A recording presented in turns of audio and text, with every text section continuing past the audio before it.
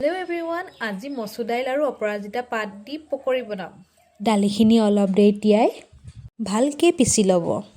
তাত অলপ পিঠাগুড়িও দিব, নিমখ, হালধি, জলকীয়া। আপোনালোকে মোৰ এই ধুনীয়া হাতখন ইগন'ৰ কৰিব। তাতে এটা সৰু চাই পিঁয়াজো দি দিব। পিঁয়াজ যিহে দাম, সেইকাৰণে সৰু চাই দিবলৈ কৈছোঁ। টেষ্টটো অলপ ইনহেঞ্চ কৰিবলৈ অলপ নহৰু আদা পেষ্টটো দিব। পাৰিলে অলপ নৰসিংহ দিবচোন, খাবলৈ ভাল লাগে। এয়া আকৌ অপৰাজিতা পাত। অপৰাজিতা পাতটো কিমান গুণকাৰী নক'লেও হ'ব। ঘৰৰ সৰু ল'ৰা-ছোৱালীবিলাকক খুৱাবলৈ হ'লে এনেকৈ খুৱাবচোন, গমেই নেপাব অপৰাজিতা পাত নে বেলেগ কিবা। লগতে মোৰ এই ধুনীয়া কেৰাহীখনো ইগন'ৰ কৰিব আকৌ দেই।